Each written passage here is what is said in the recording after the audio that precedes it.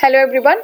तो हम लोग जल चक्र देख रहे थे और हमने देखा था कि जो सूरज की किरणें हैं उसके ताप से कैसे जल का वाष्पन होता है और जल जो है वो बादल के रूप में संघनित हो जाता है और उसके बाद बारिश हो जाती है। ठीक है, बादल में जो है बादल बन जाता है और उसके बाद संघनित होने के बाद बारिश हो जाती है। तो बारिश होती है तो क्या होता है, ये ग्लेशियर्स के फॉर्म में जम जाते हैं, आइस के फॉर्म में, और उसके बाद फिर से जो सनरेज जब उस पर पड़ती है तो वो पिघलना शुरू कर देते हैं। ठीक है, तो ये पूरी प्रोसेस हमने देखी थी।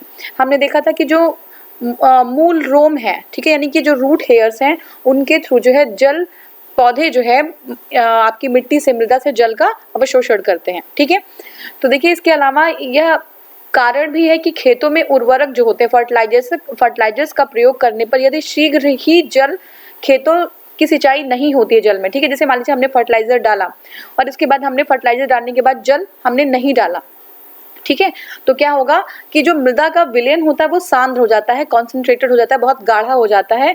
और हमने देखा था कि जो है आपका जल का मूवमेंट होता है वो कम सांद्रण से अधिक सांद्रण की तरफ होता है, कम सांद्रण से अधिक सांद्रण की तरफ होता है। ठीक है, लेकिन अधिक सांद्रण हो जाएगा तो जल जो है, जो मूल रोम होते हैं वो जल को ग्रहण नहीं कर पाएंगे क्योंकि सांद्रण अधिक हो गया है। और होता कैसे है, कम से अधिक की तरफ होता है, अधिक से कम की तरफ नहीं होगा।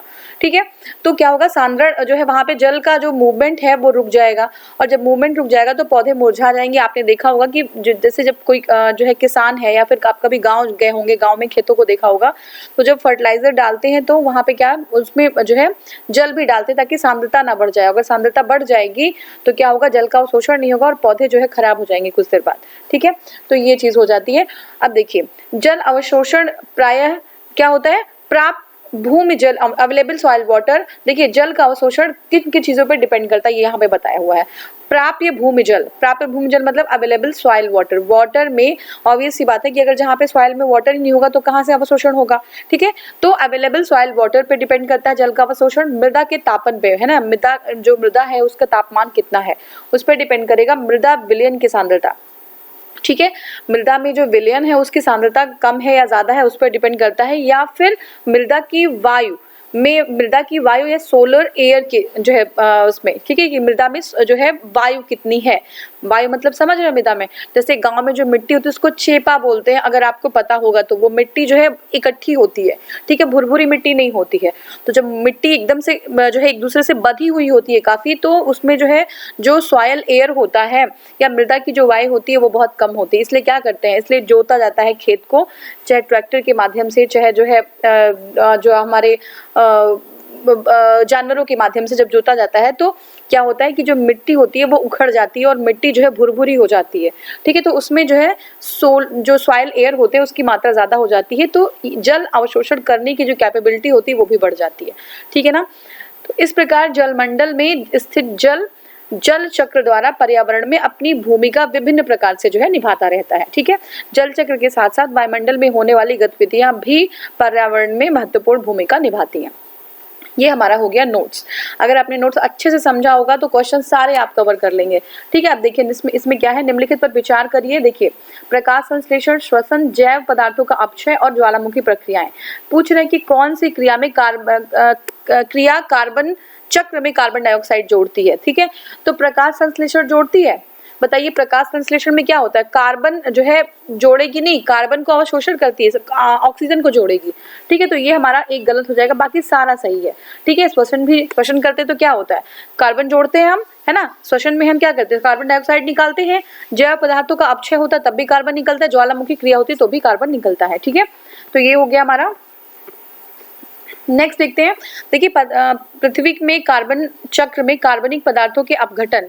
ठीक है, पृथ्वी जो कार्बन चक्र है उसमें जब कार्बनिक पदार्थों का अपघटन होता है, जीवधारियों द्वारा श्वसन की क्रिया होती है, ज्वालामुखी क्रिया होती है, जीवाश्म ईंधन के दहन होते हैं, इन सारी चीजों से जो है हमारे इन्वायरमेंट में, हमारे जो है पर्यावरण में कार्बन डाइऑक्साइड जो है रिलीज हो जाती है। स्वपोषित पौधे प्रकाश संश्लेषण की क्रिया द्वारा कार्बोहाइड्रेट का निर्माण करते हैं। ठीक है, स्वपोषित पौधे जो होते हैं वो प्रकाश संश्लेषण की क्रिया द्वारा क्या करते हैं, C6H12O6 कार्बोहाइड्रेट का निर्माण कर लेते हैं और वायुमंडलीय जो कार्बन डाइऑक्साइड होती है उनको जो है ग्रहण करते हैं, न कि विमोचित करते हैं, है ना। CO2 लेते हैं और O2 छोड़ते हैं। तो ये हमारा एक्सप्लेनेशन है। निम्नलिखित में से कौन सा पृथ्वी के कार्बन चक्र में कार्बन डाइऑक्साइड की मात्रा को नहीं बढ़ाता है, कौन सा प्रकाश संश्लेषण नहीं बढ़ाता है। ठीक है, अभी हमने डिस्कस किया था, क्लियर है बिल्कुल। देखिए सौर विकिरण की सबसे महत्वपूर्ण भूमिका जो है, सौर विकिरण की सबसे महत्वपूर्ण भूमिका किसकी होती है? जल चक्र की होती है। अभी हमने देखा था जल चक्र से क्या होता है, वाष्पीकरण होता है, पिघलता भी है बर्फ। तो जल चक्र में सौर विकिरण की सबसे महत्वपूर्ण भूमिका निभाता है सौर विकिरण। सौर विकिरण जल चक्र को संचालित करता है और जल का वाष्पीकरण करता है। ठीक है, जल का वाष्पीकरण करता है और सौर विकिरण द्वारा बर्फ का जल में द्रवीकरण होता है।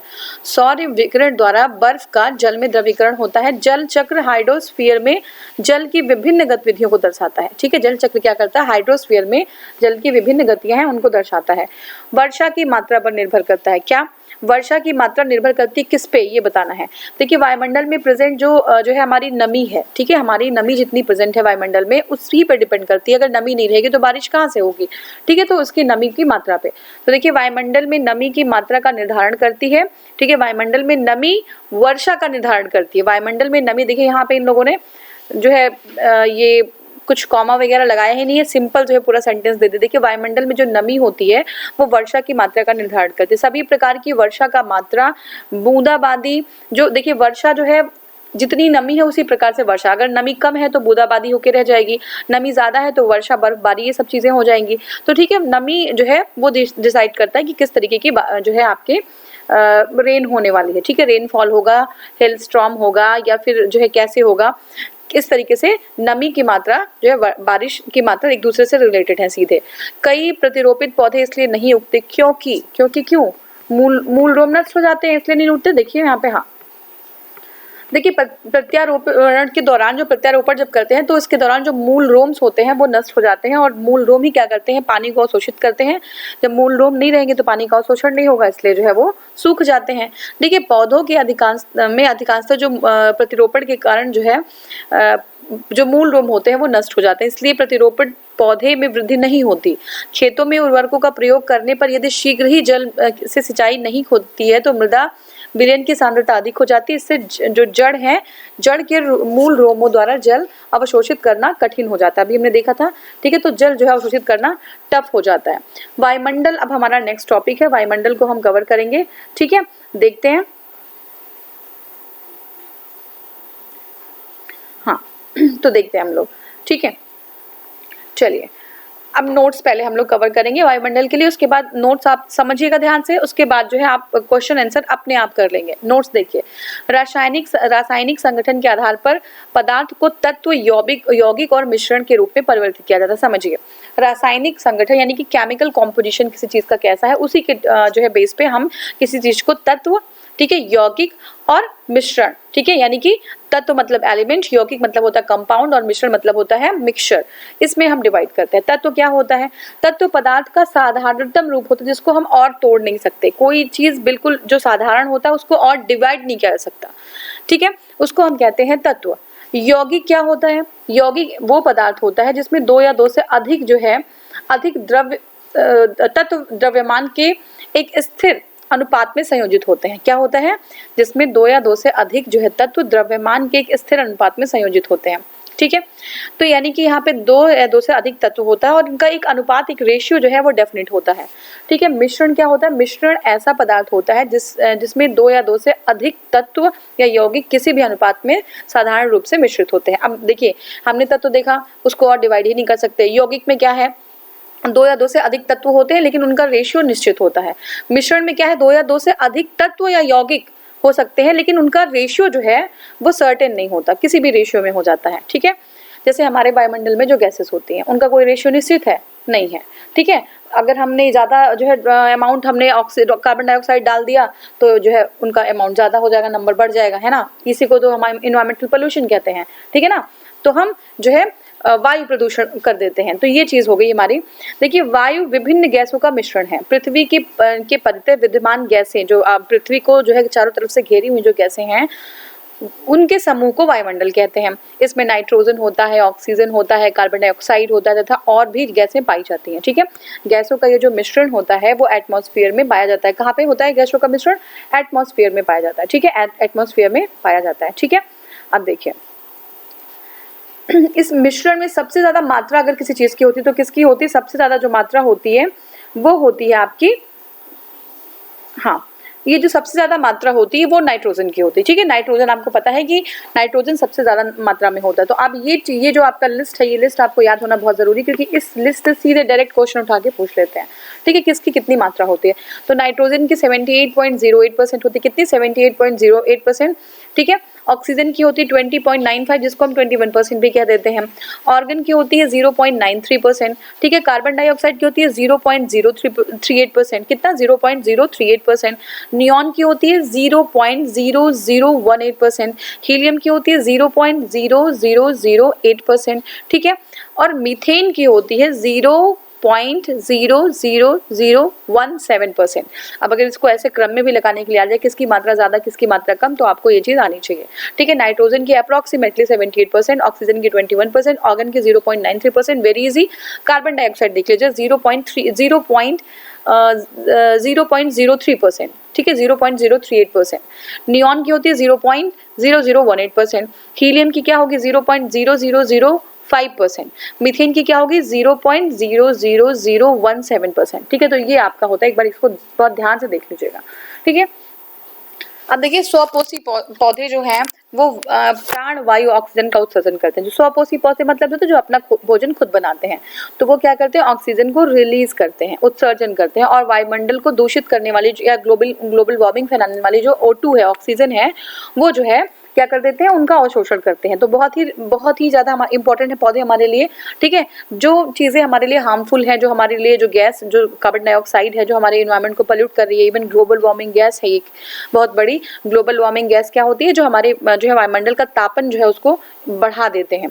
तो उनको जो है ये जो पौधे होते हैं वो क्या करते हैं, अवशोषित कर लेते हैं, और हमें जो चीज़ चाहिए होती है कार्बन डाइऑक्साइड, जो हमारी प्राणवायु, हमारी लाइफ सपोर्टिंग गैस है, ठीक है ना, उसको जो है वो हमें प्रोवाइड कर देते हैं। तो अगर वनस्पतियां नहीं होंगी तो ऑक्सीजन की कमी से पृथ्वी के जीवन पे घातक प्रभाव पड़ेगा। बिल्कुल सही बात है, घातक प्रभाव पड़ेगा। अब देखिए, कार्बन डाइऑक्साइड, इसमें क्या है, ऑक्सीजन और कार्बन डाइऑक्साइड का संतुलन सेम है, इजी है। देखिए, ऑक्सीजन है, पौधे क्या करते हैं, पौधे जो है O2 रिलीज करते हैं, पौधे O2 जो है निकालते हैं, और फिर जो है ऑक्सीजन जो है ये जंतु जो है यूज कर लेते हैं, हम लोग ऑक्सीजन का यूज कर लेते हैं, ठीक है। ऑक्सीजन जो है उसके बाद हम लोग सांस लेते हैं, तो हम लोग कार्बन डाइऑक्साइड छोड़ते हैं, और कार्बन डाइऑक्साइड जो है रिलीज करते हैं, जो वो पौधे जो है यूज कर लेते हैं अपने जो है प्रोसेस में, फोटोसिंथेसिस में। तो ये पूरा साइकिल चलता रहता है, ठीक है। तो अब नेक्स्ट वाला हम देखेंगे, हाँ, इसमें है इस प्रकार पादप जो है पौधे होते हैं वायुमंडल में ऑक्सीजन और कार्बन डाइऑक्साइड के संतुलन को भी बनाते हैं। बिल्कुल सही बात है, स्टेटमेंट पे आ गया तो आप सही कर दीजिएगा इसको। इसलिए वनों को हरे फेफड़े भी कहते हैं। क्या कहते हैं, हरे फेफड़े भी कहते हैं। इसके अतिरिक्त विभिन्न क्षेत्रों में सड़कों के किनारे हरे वृक्षों की कतारें खड़ी करके ध्वनि प्रदूषण से भी बचा जा सकता है, ठीक है। तो ध्वनि प्रदूषण से भी, जब हम अगर रोड के किनारे हम अगर प्लांट्स लगा लेते हैं, आप देखते भी होंगे कि बहुत सारी, अच्छा, सबसे ग्रीन कैपिटल कौन सा है, ये मुझे आप कमेंट सेक्शन में बता सकते हैं कि दुनिया का सबसे हरा कैपिटल कौन सा है जिसमें बहुत ज्यादा पेड़ पौधे हैं। तो देखिए, जो रोड्स होती है उनके साइड साइड में जो हम पेड़ लगा देते हैं, तो जो ध्वनि प्रदूषण होता है वो भी कम हो जाता है, ठीक है। तो ये चीज ध्यान रखिएगा। क्वेश्चन हम करेंगे, क्वेश्चन आप ध्यान से सुने होंगे तो क्वेश्चन आप अपने आप जो है आप रिप्लाई करेंगे आंसर। पृथ्वी के चारों ओर जो गैसों का समूह होता है, बहुत ही इजी है, 6th क्लास का क्वेश्चन है। तो ये क्या होता है, वायुमंडल होता है, ठीक है। जो पृथ्वी होती है हमारे, उसके चारों ओर जो है गैसों का समूह होता है, चारों ओर गैस घेरे होते हैं, तो उनको हम क्या कहते हैं, ये हमारी वायुमंडल है, ये जो है ये हमारी वायुमंडल होती है, ठीक है। पृथ्वी के परितः विद्यमान गैसें वायु के समूह को वायुमंडल कहते हैं। इसमें नाइट्रोजन, ऑक्सीजन, कार्बन डाइऑक्साइड और भी बहुत सारी गैसें होती हैं। वायु एक क्या है, वायु एक मिश्रण है। ऑब्वियस सी बात है कि वायु जो है क्या है, तत्व तो हो नहीं सकता, तत्व क्या होता है, एक सिंगल होता है, उसको हम और डिवाइड नहीं कर सकते, ठीक है। यौगिक क्या होता है, जिसमें दो जो है तत्व या दो से अधिक तत्व होते हैं, और इनका जो है एक निश्चित रेशियो होता है, 1:2, 2:3, एक निश्चित रेशियो में होता है। मिश्रण में क्या होता है कि दो या दो से अधिक तत्व या दो या दो से अधिक यौगिक, दो या दो से अधिक तत्व या दो या दो से अधिक यौगिक, ये जो है मिला के मिश्रण बनाते हैं। और मिश्रण जो है क्या होता है, उनका कोई रेशियो निश्चित नहीं होता है। तो वायु जो है एक रेशियो जो है क्या है, मिश्रण है, ठीक है। वायु एक ऐसा पदार्थ होता है जिसमें दो या दो से अधिक तत्व या यौगिक किसी भी अनुपात में साधारण रूप से मिश्रित होते हैं, ठीक है। अब देखिए, वायु विभिन्न गैसों का मिश्रण है। गैसों का यह मिश्रण वायुमंडल एटमॉस्फेयर में पाया जाता है। देखिए, शुष्क हवा में नाइट्रोजन की जो ड्राई एयर होती है, किसमें, ड्राई एयर, ठीक है। ड्राई एयर में जो है हवा की मात्रा कितनी होती है, तो 78%, कितनी होती है, 78% होती है, ठीक है, 78% होती है, ठीक है। नेक्स्ट हमारा है देखिए वायुमंडल में nitrogen, oxygen, argon, carbon dioxide, neon, helium, ये सारी गैसें प्रेजेंट होती हैं। और जो है ड्राई एयर या शुष्क जो एयर में जो घनत्व के अनुसार अगर देखें तो सबसे ज़्यादा जो होता है वो नाइट्रोजन होता है। क्या होता है? नाइट्रोजन होता है। ठीक है, 78.08%। इसी को जो पौधे हैं नाइट्रेट के रूप में लेते हैं। ठीक है, नाइट्रोजन फिक्सेशन करते हैं क्योंकि नाइट्रोजन बहुत ही अच्छा एक इंपॉर्टेंट कंपोनेंट होता है प्लांट्स के ग्रोथ में। ठीक है, अब नेक्स्ट हमारा निम्नलिखित नोबल गैसों में से कौन सी वायु में नहीं पाई जाती? तो रेडॉन नहीं पाई जाती। अभी हमने देखा था रेडॉन नहीं पाई जाती है।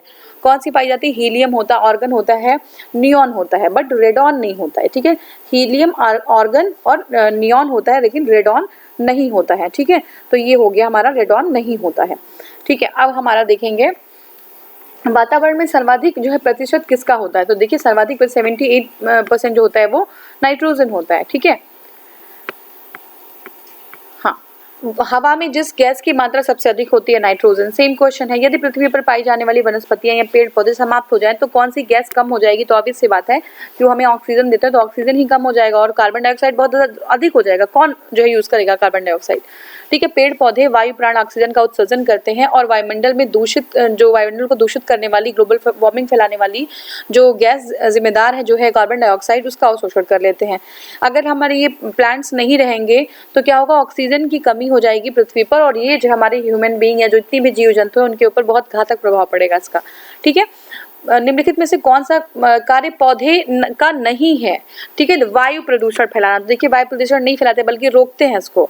कार्बन डाइऑक्साइड का अवशोषण ये होता है, शोर का अवशोषण ये भी करते हैं पौधे, ऑक्सीजन की विमुक्ति ये भी करते हैं पौधे। ठीक है, तो पौधे जो है पेड़ पौधे कार्बन डाइऑक्साइड का अवशोषण कर ऑक्सीजन की विमुक्ति करते हैं। विभिन्न क्षेत्रों में सड़कों के किनारे हरे वृक्षों की अगर हम कतारें खड़ी कर दें, लगा दें तो ध्वनि प्रदूषण से हम बच सकते हैं। ठीक है, पौधे जो है जो वायु जो है प्रदूषण नहीं करते बल्कि वायु प्रदूषण की रोकथाम में सहायक होते हैं। ठीक है, अब नेक्स्ट हमारा टॉपिक होगा पर्यावरण सुरक्षा। ठीक है, पर्यावरण सुरक्षा, इसको हम जो है कवर करेंगे। नोट्स पहले देखते हैं, उसके बाद हम क्वेश्चन आंसर सॉल्व करेंगे। ठीक है, नोट्स बहुत ध्यान से सुनिएगा। देखिए, जहाँ एक ओर प्रदूषण पर्यावरण सुरक्षा के लिए एक संकट है। देखिए प्रदूषण जो है क्या है? पर्यावरण सुरक्षा के लिए संकट है। वहीं दूसरी ओर धारणीय विकास पर्यावरण संरक्षण को कम करने में सहायक होती है। पर्यावरण क्षरण को, यानी कि इसका पर्यावरण का डिग्रेडेशन को कम करने के लिए सहायक होती है। ठीक है, प्रदूषण क्या करेगी? पर्यावरण जो है का कारण है। और जो सस्टेनेबल डेवलपमेंट है, धारणीय विकास है, धारणीय आपकी विकास है पर्यावरण की, उससे पर्यावरण का संरक्षण किया जा सकता है। ठीक है, धारणीय विकास पर्यावरण सुरक्षा के लिए आवश्यक है, बिल्कुल बहुत जरूरी है। तो एग्जाम में अगर आएगा कि धारणीय विकास या सस्टेनेबल डेवलपमेंट पर्यावरण सुरक्षा के लिए जो है लाभकारी है, तो बिल्कुल आप सही बताइएगा कि लाभकारी है। ठीक है ना, लाभकारी होता है।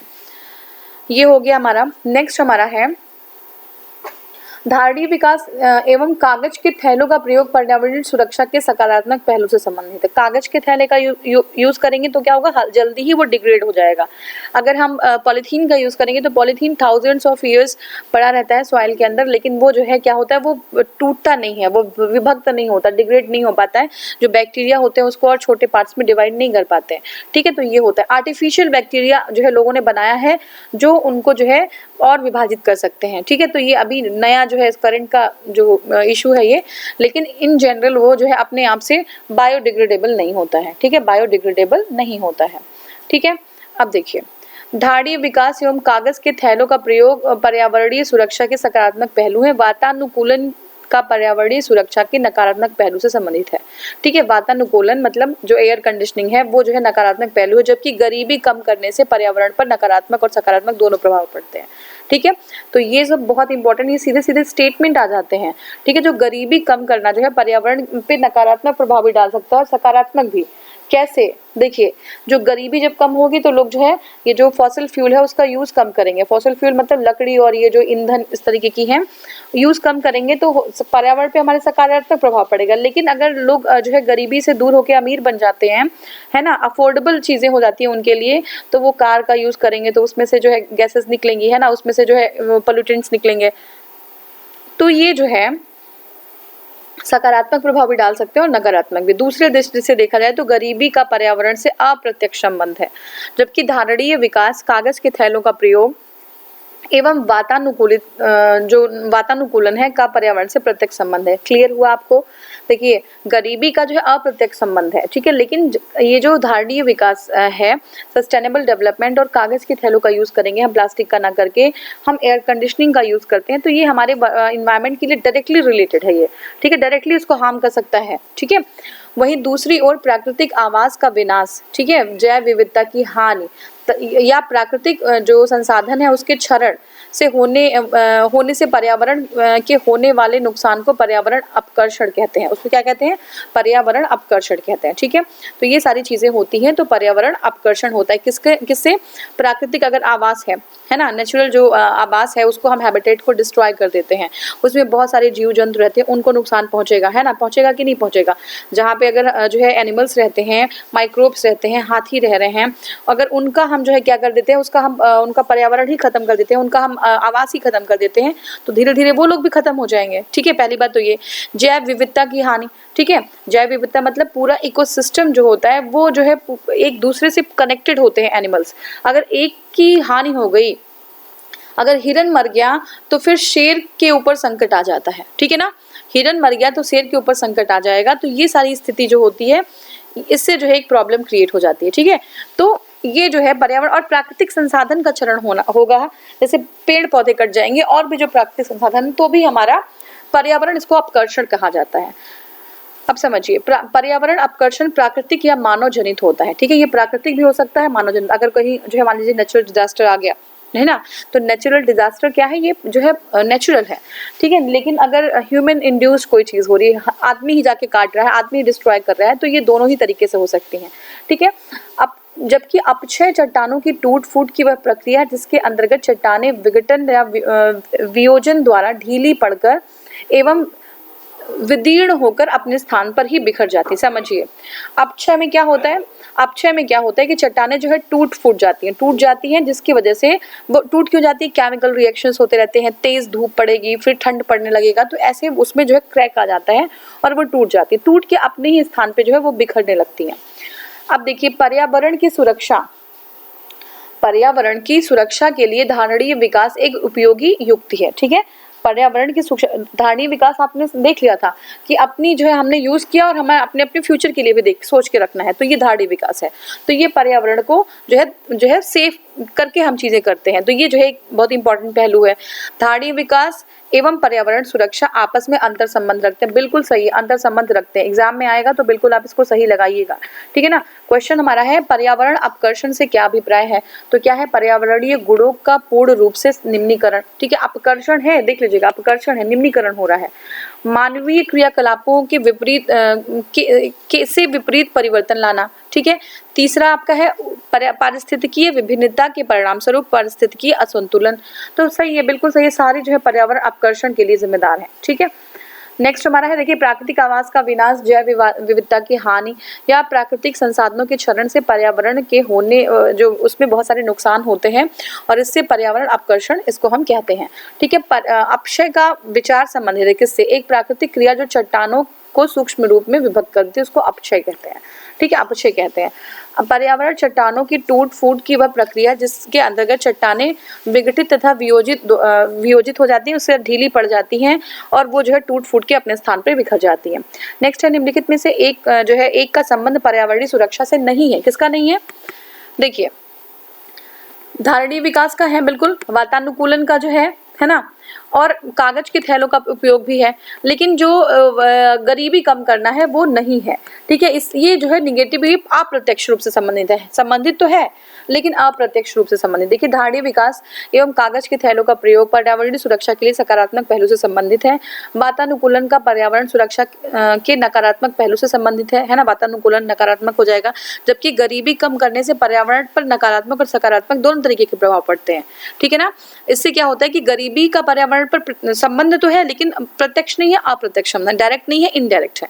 जबकि धारणीय जो विकास है या कागज के थैलों का प्रयोग या फिर वातानुकूलन यानी कि एसी एयर कंडीशनिंग का प्रयोग, ये सारी चीजें पर्यावरण को प्रत्यक्ष रूप से जो है क्या करती है? अफेक्ट करती हैं। नेक्स्ट हमारा टॉपिक होगा जो है धारणीय विकास यानी कि सस्टेनेबल डेवलपमेंट, ठीक है। तो ये सस्टेनेबल डेवलपमेंट वाला टॉपिक जो है हम नेक्स्ट वाले वीडियो में कवर करेंगे। Thank you so much for watching. Thank you.